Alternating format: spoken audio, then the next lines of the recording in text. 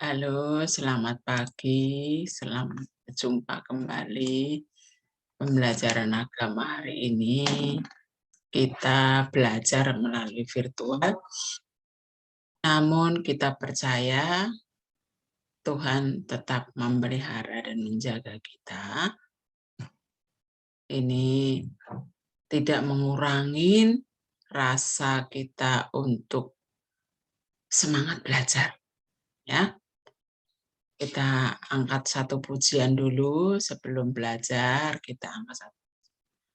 Terima kasih Tuhan untuk kasih setiamu yang kualami dalam hidupku.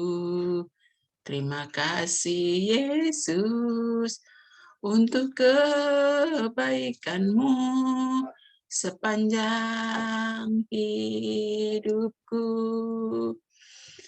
Terima kasih Yesusku buat anugerah yang kau beri, sebab hari ini Tuhan ajarkan syukur bagimu. Terima kasih ya Tuhan buat pertolongan Bapa di surga. Di pagi hari ini, sekalipun kami belajar secara daring, Tuhan tetap menjaga dan memelihara kami. Terima kasih Tuhan Yesus. Kiranya Bapa memberkati pembelajaran ini, anak-anak kami sehat, orang tua sehat, Miss Ati sehat, hingga bisa belajar dengan baik. Dan kami dapat melakukan satu dengan perintah Tuhan. Di dalam nama Tuhan Yesus. Anak-anak yang dikasih Tuhan, kita sudah masuk ke pelajaran 11, yaitu judulnya kemarin juga sudah sempat dibahas sebentar ya di sekolah ya. Terima kasih Tuhan.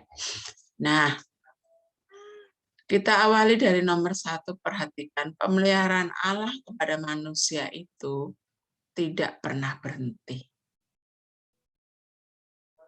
Dari anak itu lahir sampai dewasa, sampai tua. Bahkan dari bangun tidur pagi sampai dengan malam dan kembali tidur lagi, Tuhan terus memelihara anak-anak, memelihara kita semuanya. Tuhan memberikan kita makanan, memberikan kita pakaian, memberikan kita tempat tinggal. Itu wujud pemeliharaan Tuhan kepada manusia. Kemudian nomor 2, perhatikan. Allah mengenal dan mengetahui setiap pribadi manusia. Bahkan kalau orang tuanya sendiri tidak tahu kemana anaknya, sifatnya bagaimana. Tapi Tuhan tahu. Semua Tuhan kenal. Bahkan jika Tuhan tidak mengizinkan, tidak akan sehelai rambut pun jatuh. Itulah bukti bahwa Allah mengenal dan mengetahui setiap pribadi manusia. Satu dengan yang lain. Orang seluruh dunia ini tidak ada yang sama. Kita bisa membayangkan. Kok bisa ya? Dari sekian orang tidak sama ya? Nih, dari satu kelas ini saja. Tidak ada yang sama. Sifatnya berbeda. Cara bicaranya berbeda. Kemudian bentuk postur tubuhnya berbeda. Itulah bukti pemeliharaan Tuhan. Kemudian yang ketiga, Allah memperhatikan kelangsungan hidup manusia dengan banyak bukti yang kita saksikan. Apa yang dipelihara kelangsungan hidup manusia tadi dijelaskan. Tuhan memberikan makanan, memberikan minuman, pakaian, melalui orang tua kita diberi pekerjaan, bahkan pendidikan. Nah, itulah bukti. Maka dari itu kita harus berterima kasih kepada Tuhan, yaitu dengan bersyukur kepada Tuhan. Cara bersyukur kepada Tuhan gimana? Ya, kita melakukan sesuai dengan perintah Tuhan dan menjauhi larangannya. Perintah Tuhan itu apa? Untuk kita bisa mengasihi orang tua, menghormati orang tua, menghormati guru, menyayangi teman, dan menjaga lingkungan. Itulah perintah Tuhan bagi kita semuanya yang sederhana. Nomor 5, perhatikan. Tuhan memberikan malam hari gelap supaya manusia bisa beristirahat. Oh, nomor 4 dulu ya, nomor 4 belum ya. Allah memberikan siang hari terang supaya manusia itu bisa belajar kalau anak sekolah, bekerja kalau orang dewasa, dan berkarya. Karena pada waktu siang itu orang akan lebih aktif daripada malam.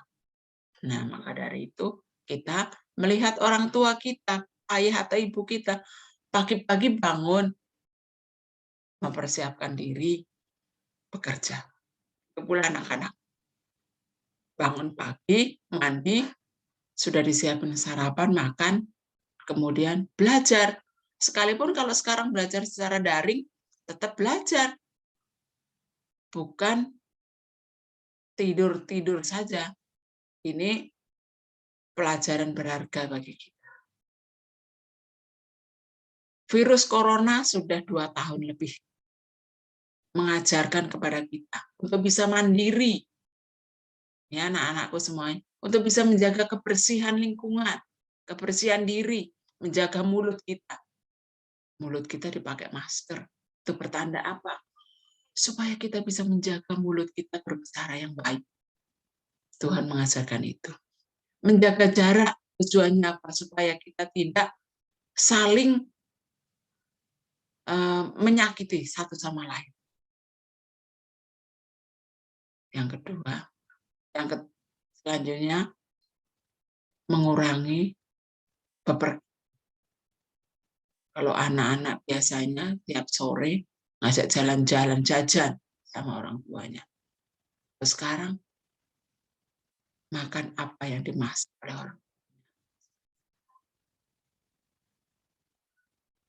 Ya, jadi kalau siang hari, bukti pemeliharaan Allah itu kita diberikan matahari yang terang supaya bisa berkarya. Kalau malam, nomor 5, diberikan gelap. Tujuannya apa? Supaya bisa istirahat, bisa tidur. Kalau siang sudah lelah bekerja, malam istirahat. Nah, jadi kalau malam hari, anak-anak waktunya untuk istirahat tidur. Dan siang hari, waktunya berkarya, yaitu belajar. Kemudian nomor 6, berarti Allah menyediakan kebutuhan hidup manusia secara jasmani dan rohani. Jadi kita hidup ini memerlukan 2 kebutuhan kita, yaitu kebutuhan jasmani dan rohani. Nanti banyak dibaca di buku kita ya nak ya. Yang ada dari mulai halaman 108, 109, hingga 100. Nah, kebutuhan jasmani itu apa? Sandang, pangan, papan. Sandang itu pakaian, pangan itu makanan, papan itu tempat tinggal. Itu namanya kebutuhan jasmani. 3 hal pokok ini harus terpenuhi oleh manusia. Kita tidak makan sehari, kelaparan. Kita tidak pakai pakaian, malu, kedinginan. Kita tidak punya tempat tinggal, kepanasan, kehujanan. Yang kedua adalah kebutuhan rohani.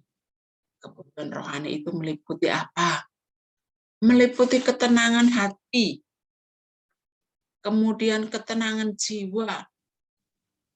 Dengan hati kita tentram, kita akan hidup tenang.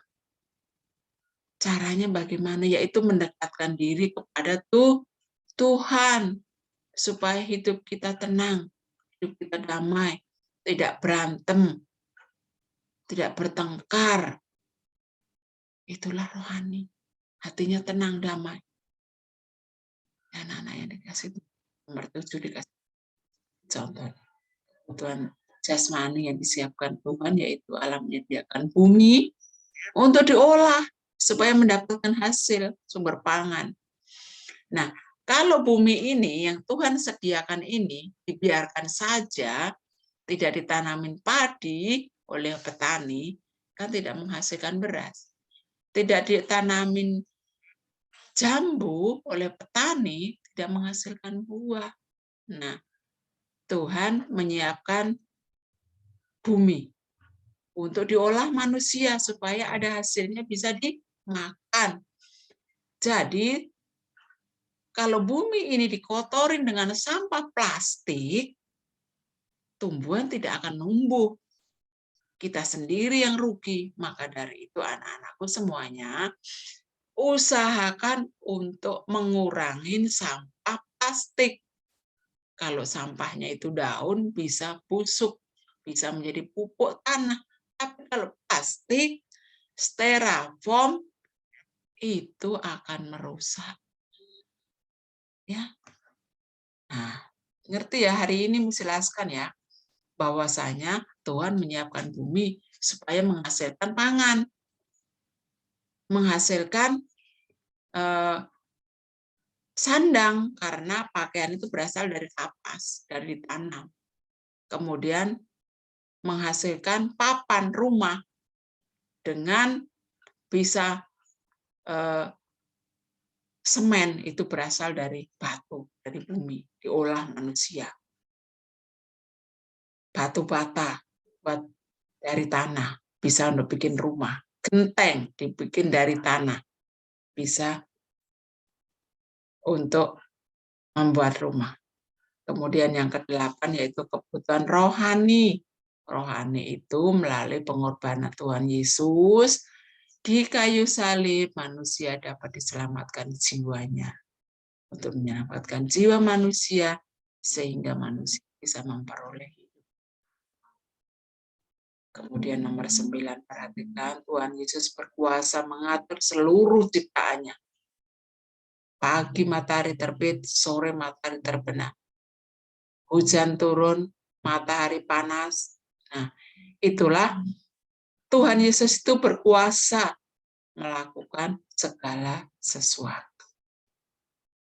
Kita harus menyadari bahwa apa yang dialami manusia itu sepengetahuan Tuhan. Jadi, kalau misalnya suatu hari kita mengalami, mendapatkan berkat yang banyak, ayah, ibu kita, itu sepengetahuan Tuhan. Tapi suatu hari misalnya kita mengalami sakit, itu juga sepengetahuan Tuhan. Tuhan tahu apa yang terjadi pada manusia.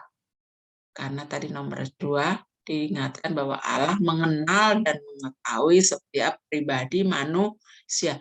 Jadi apapun yang dialami manusia ini, Tuhan mengetahui. Nah, sampai di sini dulu pelajaran yang disampaikan. Kiranya Tuhan bisa menolong dan memberkati kita semuanya. Sampai jumpa kembali. Tuhan memberkati.